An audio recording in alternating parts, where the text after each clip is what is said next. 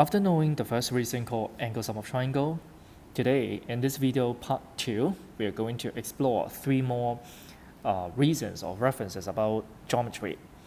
The first one, consider you are talking about a straight line AC, so make sure that the line should be AOC is a straight line, which should be given in the question. After that, on a straight line, so you know everything should be 180 degrees. So for example, in this figure, then you have A and B over there, which is making up 180. And we have a reason which is called adjacent angles on straight line. You see a lot of abbreviation there. That means kind of short form. So that's why you need to know the word one by one. First of all, ADJ stands for adjacent. Adjacent means next to each other. So you can see in the figure you have angle A and angle B next to each other to itself. Second symbol, which is called angles. So this one would be easier. So it's talking about the angles. So you add up the adjacent angles nearby each other on a straight line, then you have 180 degrees. So at last, it's not sing, but ST is a short form for straight. So that's why sing line, so it comes to a straight line right now. So in the next question, for example, if you have 1, 2, 3 called A, B, and C, so we can also say A plus B plus C, the 3 adjacent angles on the straight line made up of 180 with the same reference. Second one is talking about at a point, so that means you make a full circle, so you know this one should be 360 degrees. And as a result, the 3 points altogether called A, B, C add up to be 360. And we have a reason which is called angles at points. This time we have an abbreviation called PT dots. So this one is easier for you to guess it or understand it, which means a point. Lastly, it consists of 2 straight lines. So repeat, 2 straight lines. We have AOD and also should be AOB. AOB and COD, they are straight lines. So I color it here. So because of symmetry, then you can observe that the angle A and angle B, they are equal to each other. So try to make use of symmetry to get the idea intuitively. And this one, we have a supported reason or reference, which is called vertically opposite angles. And once again, there are some abbreviations, including VERT dots. So it means vertically. Next, OPP, easier. So it means opposite. And next, you know angles already. So besides this pair, we have another pair, which is the D and the C over there. So C is also equal to D. We will also say vertically opposite angles. And now these are the 3 new references, reasons for you to start with to study about the angles or features in geometry. Before we come to some calculations, now take a look on this figure. And first of all, you should see or read the question very carefully. AB are straight lines, so I like to color it in this way. And then CD is another straight line, then we have the green one. So on the blue one, let's see whether you can observe the following here. I try to use highlighter to emphasize it. Because AB is a straight line, you can see A and E, they are in a pair, which makes up of adjacent angles on straight line. That means 180 degrees. Besides, you can also see the angles below the line AB, which are B, C, and D. So they are also called adjacent angles on straight line in the same sense. Now we come to the green line called CD. And along the CD, you will see that point A, point B, they make up the adjacent angles on straight line. Whereas on the right-hand side, E, D, and C, they are another group of adjacent angles on straight line over there. So as a result, whenever a straight line is given to you, so do remember you need to look at the 2 sides, sometimes on left and right, sometimes it's up and down. Now let's take a look on the question. So for part A, you are talking about A and B is 180 degrees. So it is on CD. So this one you can add a remark. This is on CD. So that's why this is the reference we should use will be called adjacent angles on straight line. So that's part A.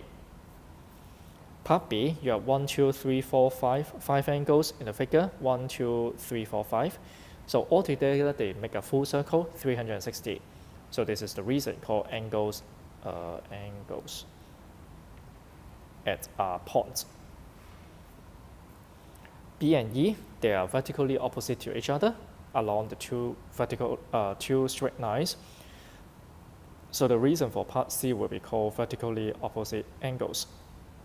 So you do remember when do we use vertically opposite angles? It's only when we have a big cross and the two angles opposite to each other, they are equal to each other because of this reason. The last one, which is harder, you have A, I mark it yellow in the figure. C and D, that means sum up together. Can you see this is also the case of they are opposite to each other in a big cross. So that's why D is a little bit difficult, but I hope most of you can read that it is equal to each other because of vertically opposite angles. This question is pretty easy, but let's see how you study the question. So when I start reading the question, of course I need to know I'm going to find the angle A in the figure. The biggest feature along angle A, which is, can you see that it belongs to a certain triangle, which is called triangle ABC.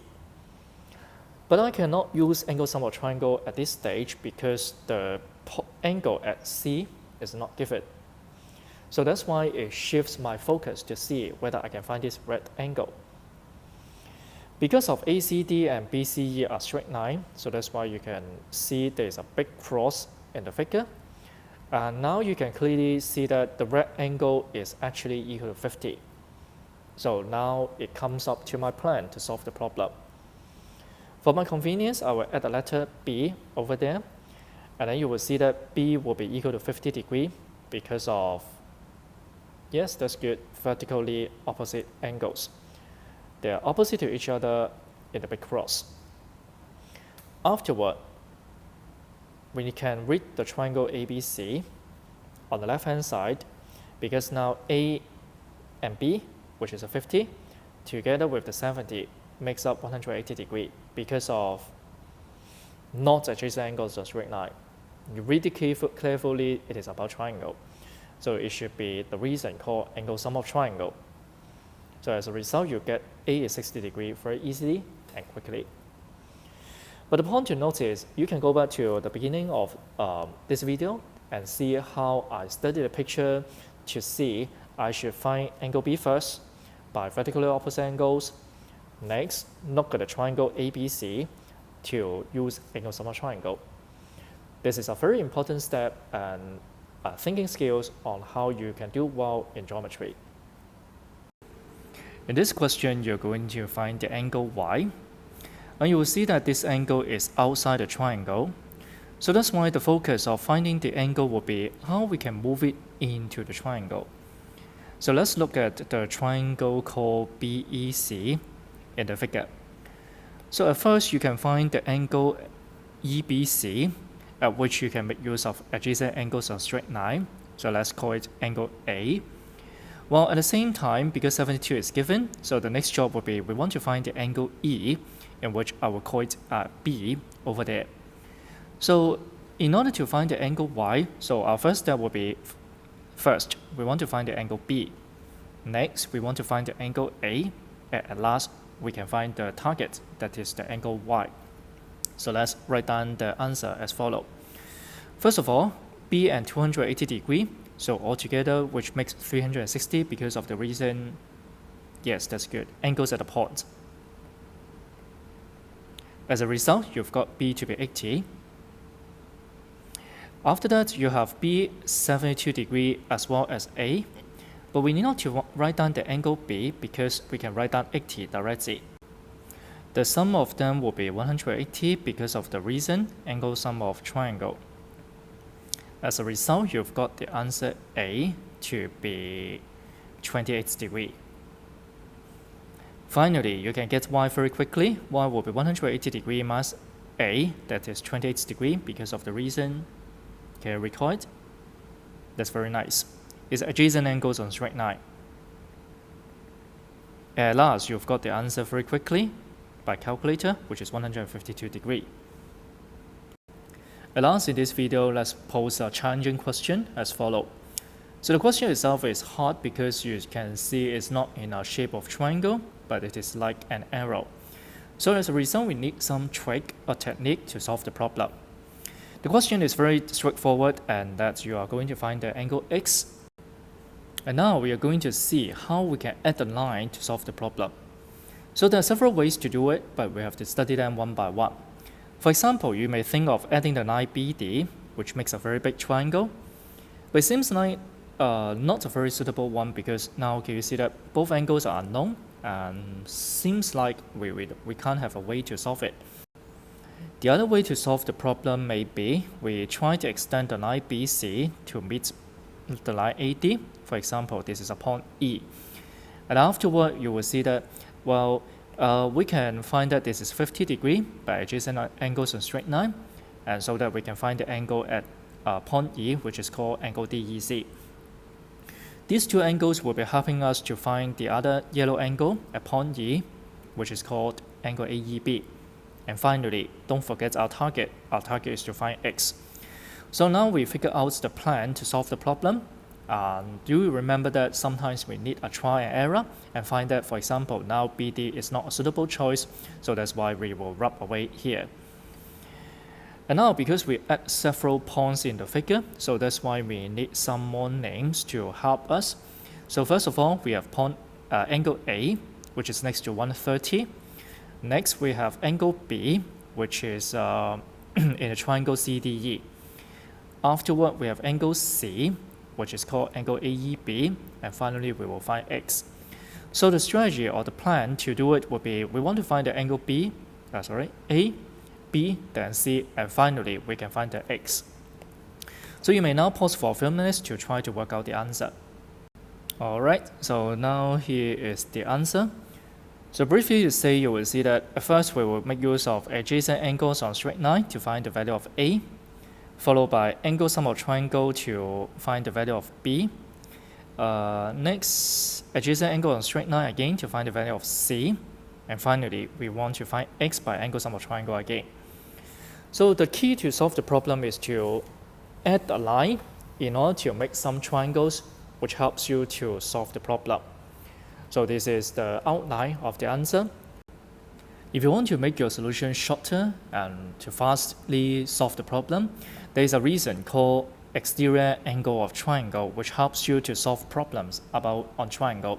So you can Google it or find it in the internet to learn it. The solution turns out to be a very simple one, having B plus 30 degrees will be 130 degrees with the reason we just mentioned, giving you B to be 100 degrees. Afterwards, 63 degrees plus XC equal to B, that means 100 degrees with the same reason. So that's why you've got X to be 37 degrees directly.